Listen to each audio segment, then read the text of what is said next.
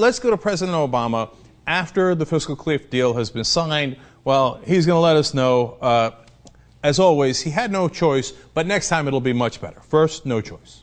The fact is the deficit is still too high, and we're still investing too little in the things that we need for the economy to grow as fast as it should. And that's why Speaker Boehner and I originally tried to negotiate a larger agreement. Unfortunately, there just wasn't enough support or time for that kind of large agreement in a lame duck session of Congress.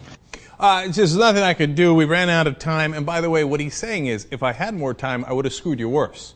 I would have done a grand bargain, which, by the way, also cuts Social Security and or Medicare.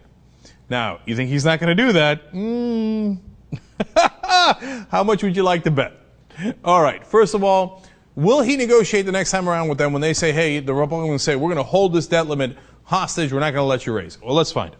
As I've demonstrated throughout the past several weeks, I am very open to compromise.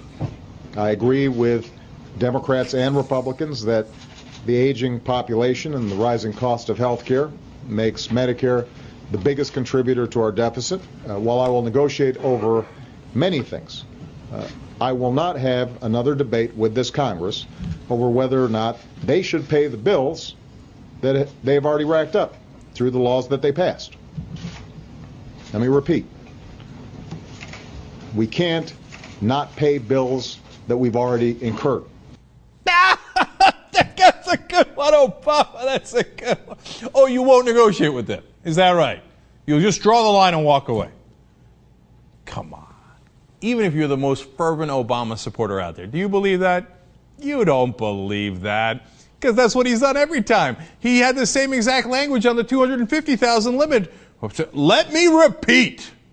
We will not be going above $250,000, okay? That is where the tax cuts end until I change my mind and I negotiate on that. But he's got an out here. He's going to say, oh, on the debt ceiling, I wasn't negotiating on the debt ceiling. I was negotiating over the sequester. They happen to be at the same exact time. We moved the sequester to 2 months, and 2 months from now is exactly when the debt ceiling is. Yeah, no, you misunderstood me. Look at my legalese to get my politician Weasley answers. And by the way, if you notice in that answer, you talked about how Medicare is a big driver of costs. If you think he's not going to put Medicare and or Social Security on the table, you're crazy, but you are. But the thing is, if you ask liberals now, the ones that support President Obama, so-called liberals, they're like, no, Cenk, see, there was no revenue side of this deal. I'm sorry, there was a revenue side and there was no spending cuts in this deal. Ha ha, we got you. Oh, he's not going to cut Medicare and Social Security, man. You're an emo prog, whatever the hell that means, right? Like, oh, you're all emotional. Okay, great. So you're on the record now. If you'd like to be, and if you think I'm wrong on this, if President Obama goes to cut Medicare and or Social Security, then you will oppose him, right?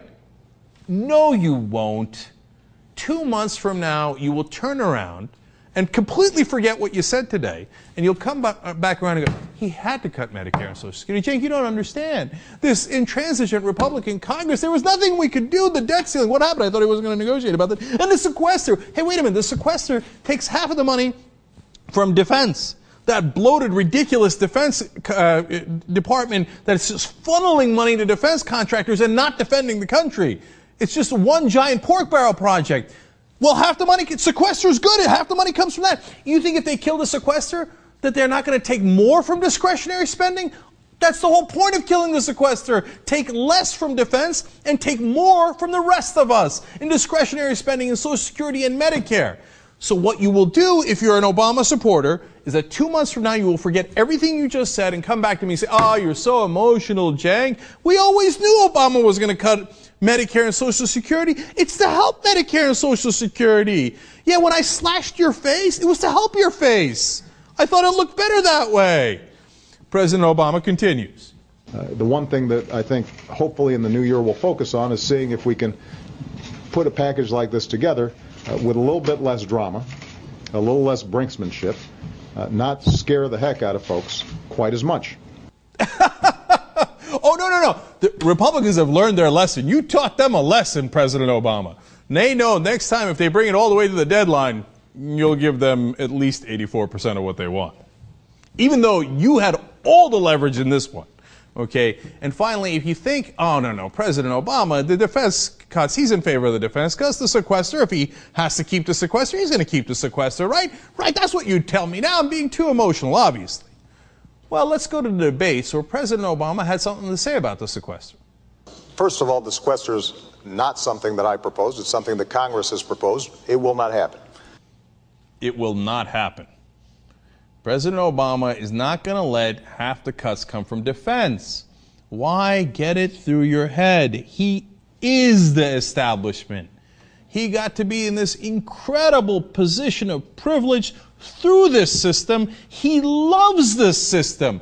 He's not going to go against the system to cut defense and to preserve Medicare and Social Security. No, he just gave the rich giant tax cuts that he didn't have to give them at all. Well, what's he going to do next? Well, he's not done yet. He will cut Medicare and or Social Security, and he will preserve some of that defense spending, probably most of that defense spending, because that's what he does. That's why the nickname we've given him is the establishment. That's exactly what he is, and that's exactly what he'll protect.